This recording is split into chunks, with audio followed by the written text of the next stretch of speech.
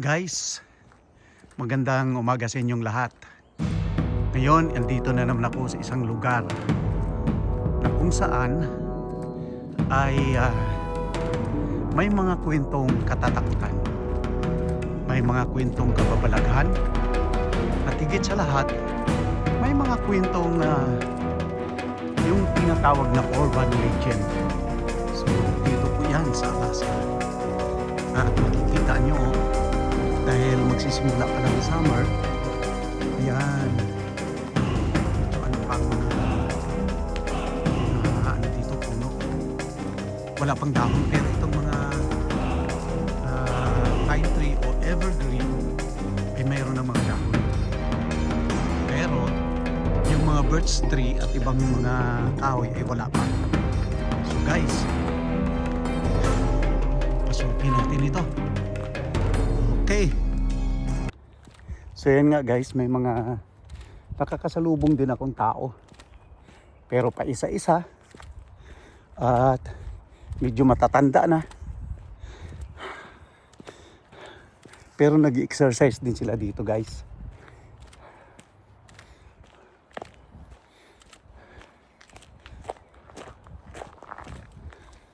Good morning. Kaya makikita natin, ayan o, mahaba din pala itong trail na to.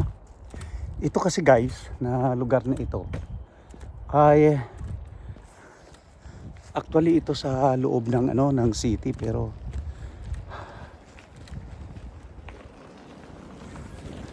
morning. So yun, may mga nagbabike dito guys, may mga nagja-jogging.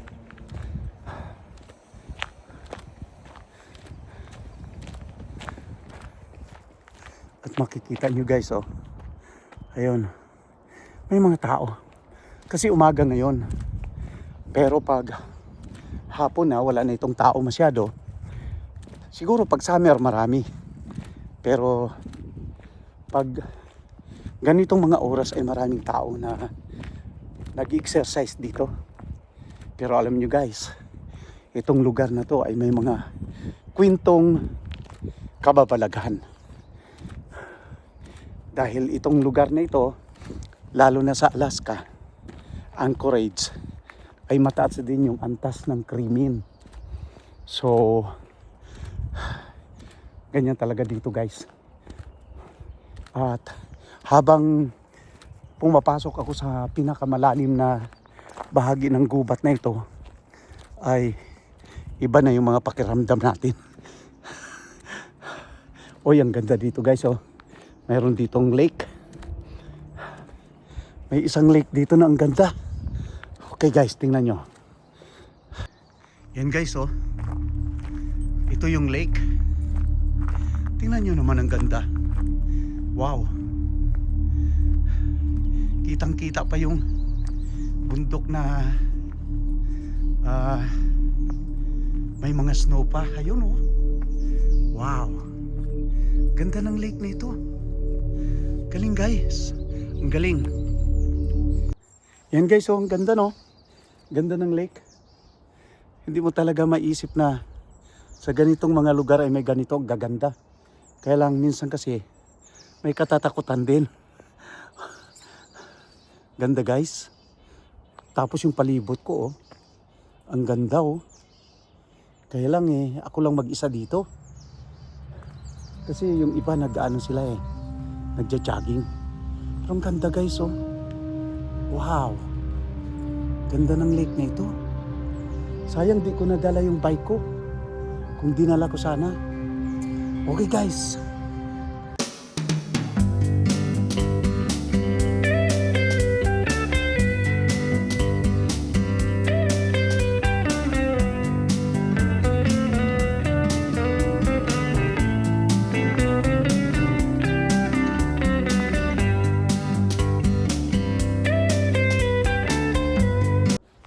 Guys, habang pumapasok ako sa loob ng trail na ito ay lalong lumalamig. Summer na dito pero malamig pa rin. Kasi nga puro puno. At napakalaki ng trail na ito. Ayan o. Kung inyong mapapansin. Napakalaki ng trail na ito. Napakahaba. Hindi ko alam kung saan ang tungo nito. Pero maraming taong naglalakad, nag-jogging at nagbabike. So, sayang lang hindi ko nadala yung bike ko eh. Ganda sana eh. Sayang. Kung nadala ko sana yung bike ko eh, makakarating pa tayo sa malayo. Kaya lang, di ko nga nadala, sayang. Kala ko kasi maglalakad-lakad lang ako. Pero guys, parang medyo nakakatakot. Dahil ako lang mag-isa naglalakad. Uy, ito pa pala, parang kalsada. Wow, malaki to ha. Malaki tong lake na ano na to. Trail. Oh, may mga ano dito. Wow. Hindi ko alam kung saan akong dadaan nito. Kasi cross ano. Ayun oh, may daanan doon. Mga guys.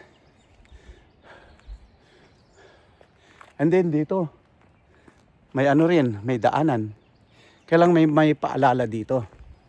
Sabi, ano to? Homestead Trail. Then Coyote Trail. Sabi niya, Birch Meadow Trail, Viewpoint Trail.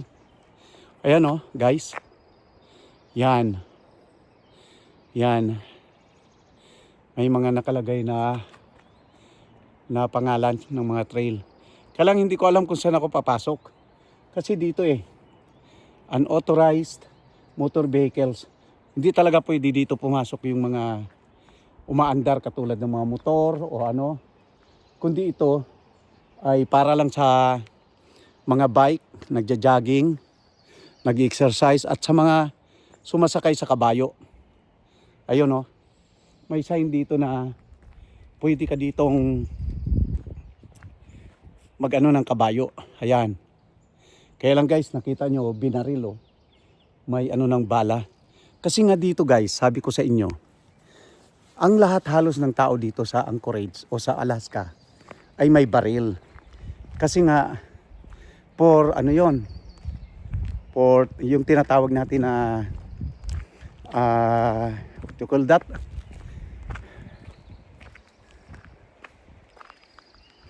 Yung tinatawag natin na self-defense amendment yun dito eh. Talagang inano namin yung aming karapatan.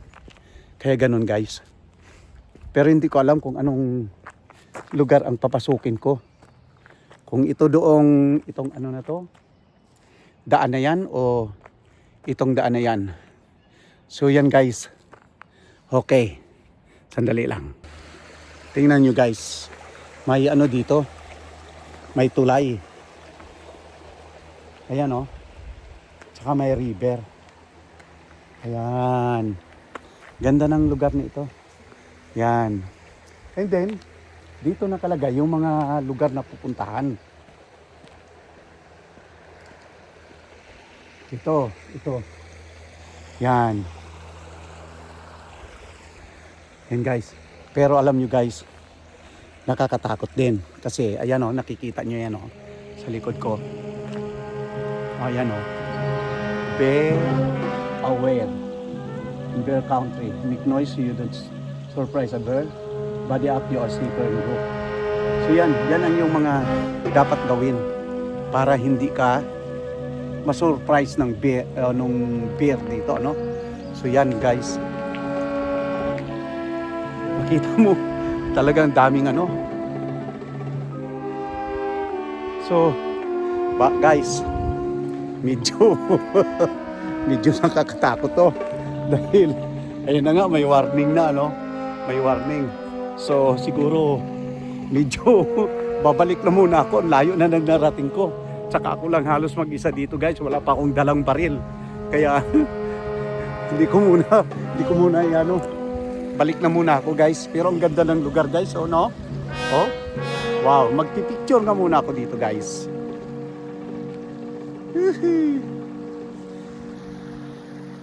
Magpipicture nga ako.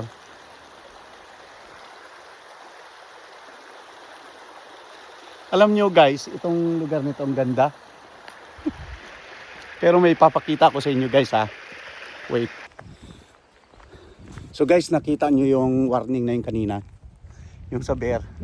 So, balik na muna ako. Kasi, delikado tayo. Ang dami na ditong inatake ng bear. Kala nyo ba? Marami, nung isang summer lang eh. Mayroon ditong namatay dahil mag-ina yata dahil kasalubong nila yung bear. Eh, may anak rin yung bear. Kaya inatake sila. Kasi pag ganyang masyadong defensive yung mga bear dyan. Yung mga hayop dito. Kaya, alis muna ako, guys. Morning. May nakakasalubong din, pailan-ilan. Kaya lang, talagang maraming dito. Kakatakot. Kaya, balik na muna ako, guys. Yung nakita doon kanina na warning ng bear, totoo yun. Dahil marami na talaga ditong namatay o nasawi dahil sa atake ng mga hayop. So, balik na muna ako guys. Kaysa naman, baka makasalubong ako, mahirap na. Di ba? Yan guys, oh. Ganda ng lugar na ito ah. Sayang di ko nadala yung bike ko. Okay guys. So yun guys. Pabalik na nga ako dito sa labas. Hindi ko na inano dahil pag ganito kasi yung mga bear ay gising na. Pag ang bear kasi kapag winter sila ay nag-hibernate. 6 months sila na walang pagkain. Natutulog lang sila. Kaya pagdating ng summer, umpisa pa lang ng summer, gising na yung mga yan at mga gutom yan. Kaya delikado talaga. So nakita nyo naman yung sign doon na yung mga bear na talagang ngayon, aware ka dapat. So yan guys. Okay. So yan guys. Pakyat kaya hinihingal ako. So salamat guys sa inyong panonood. At sana mag-comment kayo at mag-likes.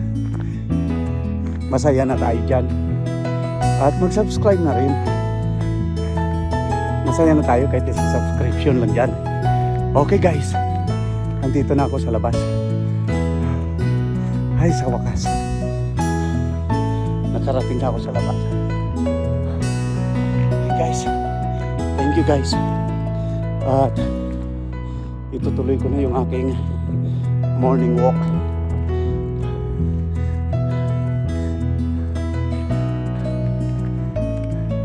Hinihingal ako guys. Kasi paakyat talaga.